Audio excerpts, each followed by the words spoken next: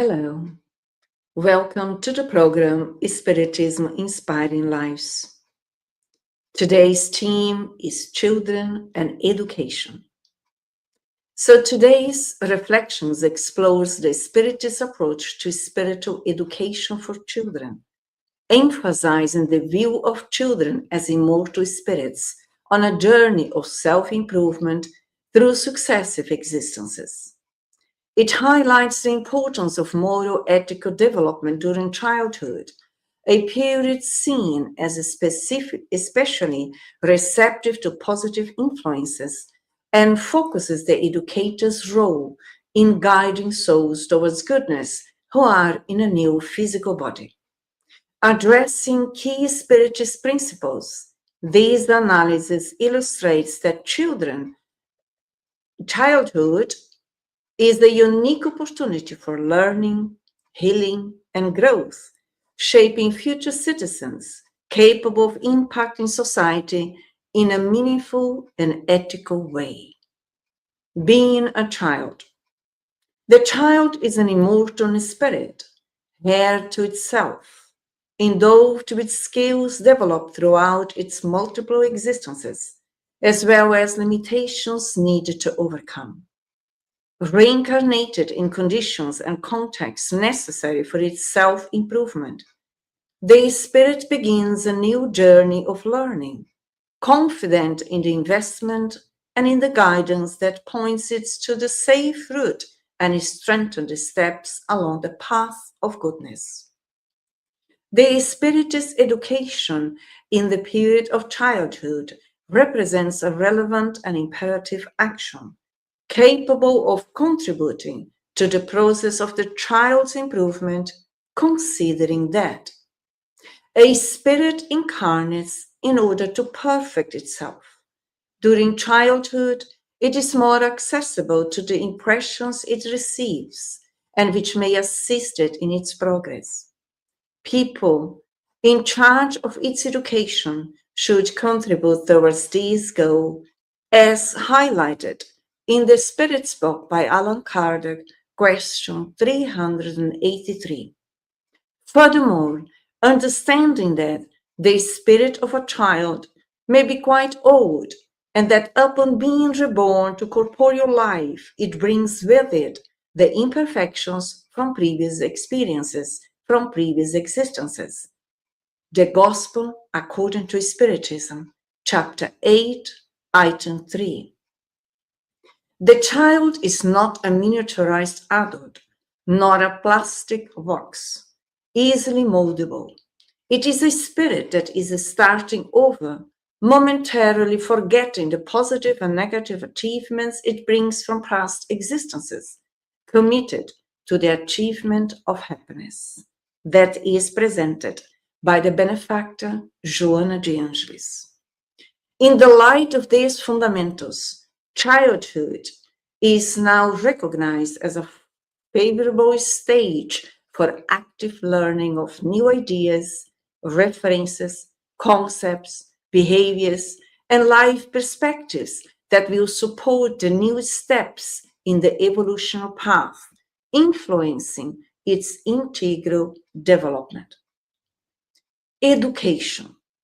Education within Spiritism is the art of shaping character and promoting the immortal spirit, focusing on moral and intellectual improvement through reciprocal influences between spirits, aiming at continuous evolution and the application of the ethical principles of the Gospel in all phases of life, overcoming materialism and seeking real happiness and progress.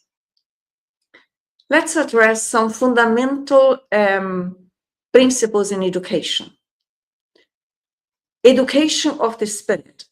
It is not limited to school learning, but focuses on the moral and intellectual formation of the soul for this existence and beyond, preparing it for successive reincarnations. Art of forming character, that is, it is a process of shaping habits, extracting latent potentials, and aligning the individual with the divine laws. developing them internally, aligning the child, the spirit, with the divine laws. And another fundamental principle within Spiritist education, the influence from spirit to spirit. Education is a continuous exchange of influences, where one spirit, the educator, could be a father, mother, carer, awakens the other, the student, which is the child, to good and progress without coercion or imposition. The other fundamental principle, reincarnation and evolution. Material life is seen as an opportunity for constant learning and moral progress, with today's experiences shaping the spiritual future of the child, which is the reincarnated spirit. And another fundamental principle based on the gospel. Spiritist education seeks to apply the teachings of Jesus, uniting the sacred with the profound and the material with the spiritual in ethical choices, behaviors, and actions. Let's look within the objectives of Spiritist education. Developing virtues. Awakening spiritual intelligence and virtues in order to overcome vices. Stimulating humbleness and charity, which is charity, the ability to exercise indulgence, benevolence, and forgiveness. And another objective, self-knowledge and inner transformation, leading the individual, the child, to know themselves, learn how to change belief systems, habits, tendencies, and seek self-control, self-improvement. And another fundamental objective in Spiritist education is social progress. Individual progress leads to collective progress, making the society and therefore the planet a better place for all, favoring respect, tolerance, fraternity, cooperation, brotherhood, and so on. The role of the educator, as mentioned previously, this could be parents, carers, whoever is responsible for the child, requires patience, wisdom, and perseverance, taking care of oneself first in order to educate others. Bear in mind, as mentioned previously, the child is an old soul. Parents are too old souls. So it's fundamental that we also participate within our own self-education process so that we can favor that or promote that for our children. Spiritist education, therefore, is a holistic and continuous process of individual development that transcends the school environment and aims for the moral and intellectual fulfillment of the soul, starting as the soul reincarnates in a new physical body. Sometimes we can say that it starts even during the pregnancy, because the spirit is sensing everything, is aware. Or we can say it started even in the spiritual world. Fostering a spiritual awareness in children can be a deeply personal and meaningful journey. Here are 10 ideas to help parents guide their children in developing a spiritual awareness. 1. Be a role model. Your own healthy spiritual practices and beliefs can influence your children. So model their behaviors and values you want them to embrace. We have great power as parents to influence the old souls in new bodies, as we call our children. Moving forward, we have here some ideas. The second, open dialogue.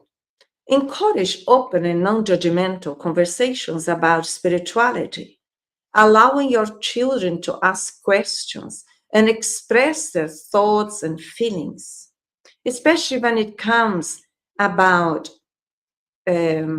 experiences related to a spirit, mediumship. because these subjects, unfortunately, they may not learn in the schools, and they may have the experiences because they are natural faculties of the spirit. That sometimes they may be seeing souls, seeing spirits. So allow, encourage for our children at home to feel safe to talk about. And if we as parents don't know how to respond, let's be humble and understand that we too are students as spirits. So we can participate in studies within spiritist centers, in spiritist societies, that we also learn more so that we can, through enlighten ourselves and having or finding answers for our own doubts, we can help our children and also stimulate the children to participate in the children's education in the spiritist societies. There always are people who can help also to stimulate and encourage them to openly talk about their spiritual experiences. Third, explore different beliefs. Introduce your children to a variety of spiritual concepts, helping them understand and respect the diversity of human beliefs and values. Very important, because once they go to the school, they learn through their peers that they have different spiritual pathways. So as more as that is in a normal way presented at home, they already know, they respect, which is important. Fourth, nature and mindfulness. Spend time in nature with your children, teaching them to appreciate the beauty and wonder of the natural world. Practice mindfulness together to develop a sense of presence and inner calm. Very important, as mentioned previously, the children, when they are in a young biological, chronological age, they are more receptive to receive inputs. And surely we are here to cooperate with them, to help them to be more calmer, to be more present in the present. So there are possibilities: contact with nature, mindfulness. Surely the majority of us, when we are in the adult chronological age, we perhaps haven't been stimulated in that way. But let's offer these to our children. 5, read spiritual and moral stories. Share age-appropriate books and stories that convey moral lessons, values, and spiritual themes, stimulating their spiritual awareness, their spiritual intelligence.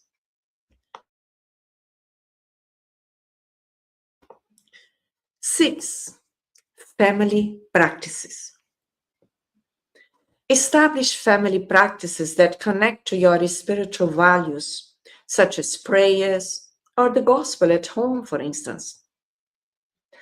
Make these experiences meaningful and participatory for your children, cooperating towards their self-enlightenment, cooperating that they can also question, ask, present their experiences. Very important that we acknowledge the children's experiences, and also add, when needed, towards their understanding.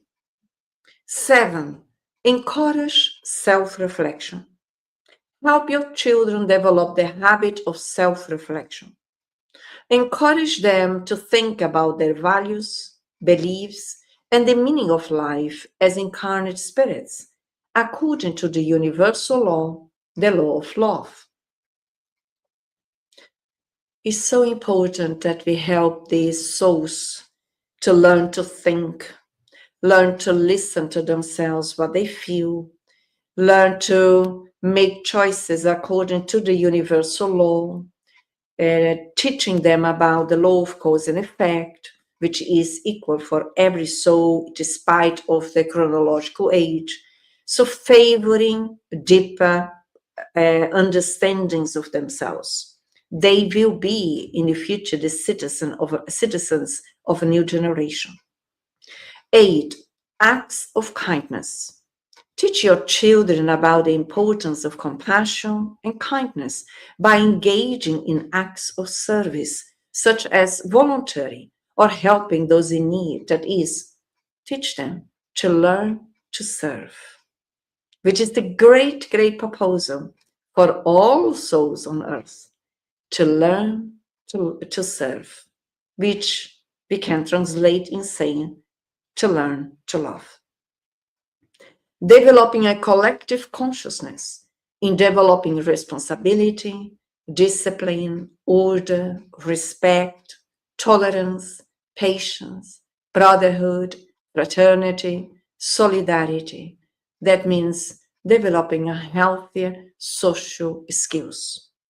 So wherever they go, wherever they will be in the future, in any social environment, they already learned or are nourished on a daily basis to learn the virtues, some of the aspects that we just presented here, which is fundamental in our journey of evolution.